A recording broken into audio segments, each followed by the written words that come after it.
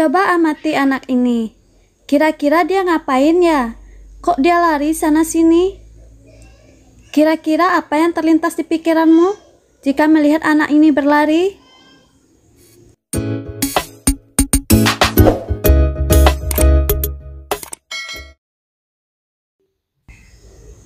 Hai. Assalamualaikum warahmatullahi wabarakatuh. Adil Katalino bacuramin kasaruga basengat kajubata arus. Salam dari Kalimantan. Apa kabarnya sadonyo? Semoga anak-anak Indonesia baik-baik sadonyo yo. Ojo lali subscribe yo channel Iko. Arigato.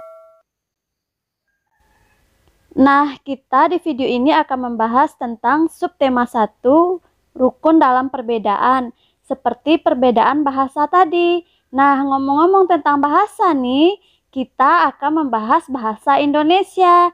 Nah, KD bahasa Indonesia yang akan kita bahas adalah 3.4, yaitu menggali informasi penting dari buku sejarah menggunakan aspek apa, di mana, kapan, siapa, mengapa, dan bagaimana. Nah, anak-anak hebat, yuk kita simak materinya.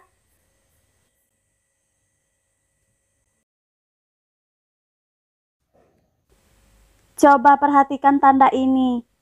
Ini tanda baca apa ya? Ayo dijawab. Benar, itu adalah tanda tanya. Nah, kita di sini akan membahas secara lengkap. Pertama, pengertian kata tanya, pengertian kalimat tanya, ciri-ciri kalimat tanya, jenis kalimat tanya, dan fungsi kata tanya. Nah, yang pertama yaitu kata. Kata menurut KBBI atau Kamus Besar Bahasa Indonesia yaitu suatu unsur bahasa yang diucapkan atau dituliskan serta merupakan perwujudan kesatuan pemikiran dan perasaan yang dapat digunakan dalam berbahasa. Sudah paham belum? Yang kedua yaitu kata tanya. Kata tanya itu adalah kata yang dipakai dalam kalimat tanya untuk menanyakan sesuatu, baik itu orang atau benda, perbuatan atau tindakan, keadaan atau situasi, dan sebagainya. Nah, selanjutnya yaitu kalimat tanya. Apa sih itu kalimat tanya? Kalimat tanya adalah kalimat yang berisi pertanyaan kepada pihak lain untuk memperoleh jawaban dari pihak yang ditanya. Biasanya jawabannya berupa informasi, penjelasan, atau pernyataan. Sekarang kita sudah tahu dengan pengertian dari kata tanya, kalimat tanya. Sekarang kita akan membahas ciri-ciri kalimat tanya. Bagaimana sih ciri-ciri kalimat tanya itu? Yuk kita bahas. Ciri-ciri dari kalimat tanya yang pertama, selalu diakhiri dengan tanda baca yaitu tanda tanya. Nah, yang kedua, biasanya diawali dengan kata-kata tanya seperti apa, siapa, kapan, di mana, mengapa, dan bagaimana. Dan yang ketiga yaitu biasanya disertai dengan imbuhan kah dan partikan lain. Contoh, apakah, manakah, kapankah, iyakan. Ciri-ciri yang keempat yaitu kalimat tanya yang tidak menggunakan kata tanya di awal kalimat, biasanya menggunakan partikel kan atau iyakan pada bagian akhir kalimat dan dipisahkan dengan tanda koma. Contoh, presiden pertama kita Soekarno kan? Biasanya pertanyaan seperti ini hanya sifatnya memastikan. Nah, yang kelima, ciri-cirinya yaitu memiliki dua intonasi. Yang pertama pada kalimat yang membutuhkan jawaban, misalnya jawabannya ya atau tidak. Biasanya ini memiliki intonasi menaik pada bagian akhir kalimat. Sedangkan jika membutuhkan jawaban yang panjang, biasanya intonasinya menurun pada bagian akhir kalimat. Contoh intonasi naik yaitu Indonesia dijajah Belanda selama 3,5 abad, kan? Nah, ini adalah contoh intonasi menurun, yaitu siapa yang menjahit bendera pusaka? Jadi, dari dua contoh tersebut ada penekanan katanya. Sekarang kita lanjut untuk jenis-jenis kalimat tanya ya. Nah, tahukah kamu bahwa kalimat tanya itu juga banyak jenisnya loh? Ayo, apa salah satunya? Iya, benar. Kalimat tanya pertama berdasarkan jawaban yang diharapkan. Biasanya terdiri atas kalimat tanya biasa, kalimat tanya konfirmasi, kalimat tanya retoris, kalimat tanya tersamar. Kita bahas satu-satu ya.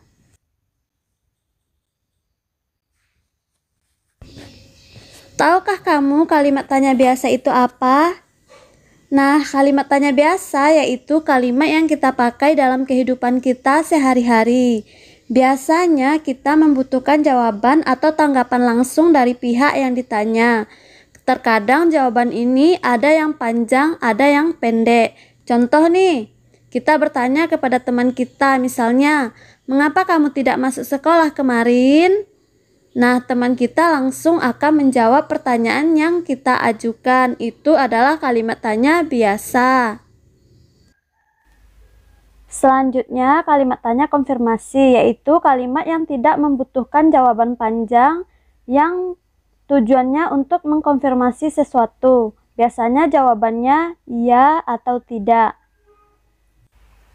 Contoh kalimatnya yaitu, benarkah Soekarno presiden pertama kita? Nah, selanjutnya yaitu kalimat tanya retoris. Nah, kalimat tanya retoris ini sendiri yaitu kalimat yang tidak membutuhkan respon langsung karena jawabannya sebenarnya sudah diketahui oleh penanya. Contoh nih pertanyaannya, bagaimana bisa kamu mengabaikan ibumu sendiri? Nah, jawaban ini sudah diketahui oleh pihak penanya. Itu adalah kalimat tanya retoris. Nah, sekarang kita akan lanjut ke kalimat tanya tersamar. Kalimat tersamar ini artinya kalimat tanya dengan maksud terselubung. Contoh nih, kerjakan sendiri catatanmu, bukankah kamu anak pintar? Jadi, seolah-olah ada kata terselubung di dalam sebuah kalimat tersebut. Sudah paham belum?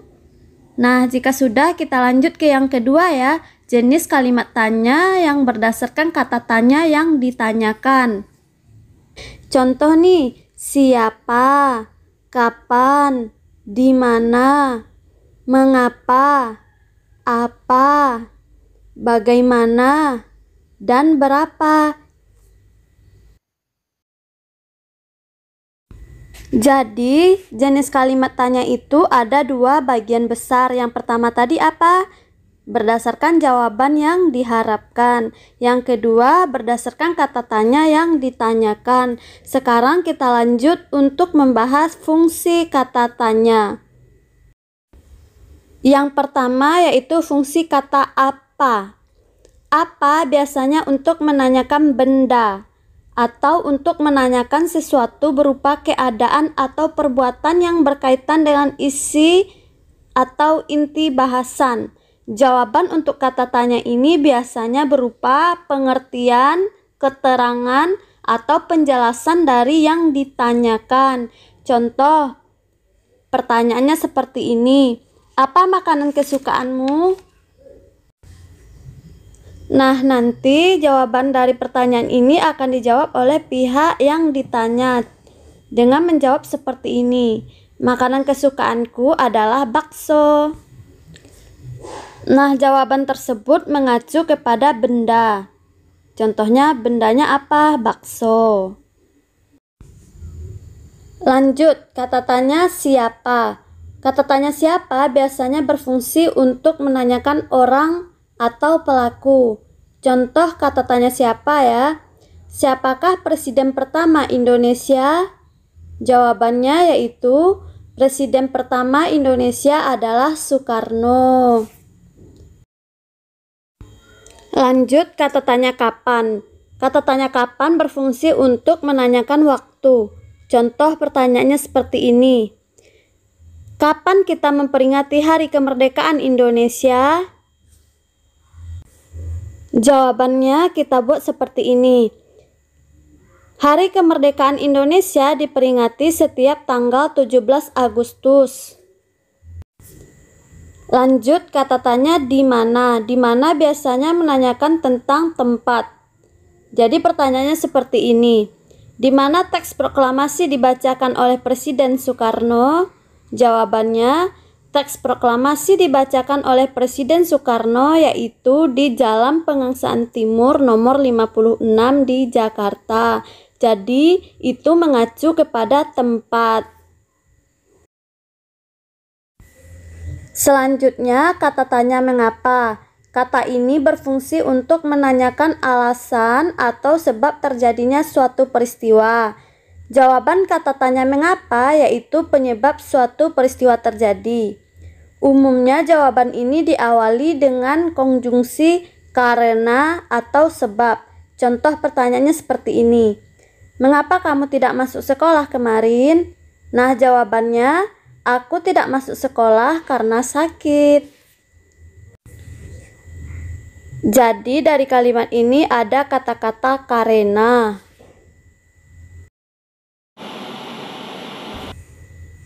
Selanjutnya, fungsi kata tanya bagaimana. Nah, kata tanya bagaimana biasanya untuk menanyakan cara atau proses suatu peristiwa berlangsung.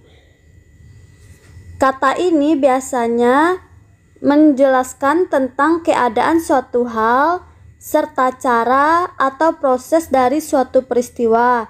Contoh pertanyaannya seperti ini. Bagaimana proses kemerdekaan bangsa Indonesia? Jawabannya, kemerdekaan bangsa Indonesia diperoleh melalui perjuangan rakyat Indonesia.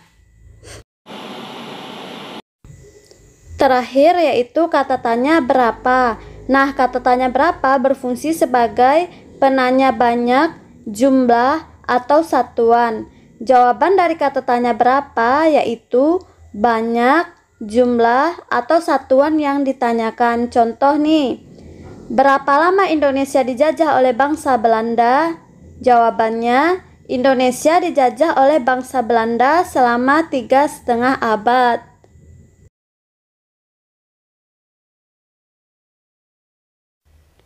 Nah, anak-anak hebat, tadi kita sudah membahas tentang pengertian kalimat tanya, ciri-ciri kalimat tanya, jenis kalimat tanya, fungsi kalimat tanya, serta contoh kalimat tanya. Sekarang, buatlah contoh kalimat tanya berdasarkan teks sejarah yang ada di video ini. Kemudian buat dalam bentuk peta pikiran ya. Selamat mengerjakan anak-anak Indonesia. Semoga pelajaran hari ini bermanfaat ya. Tunggu video berikutnya. Terima kasih.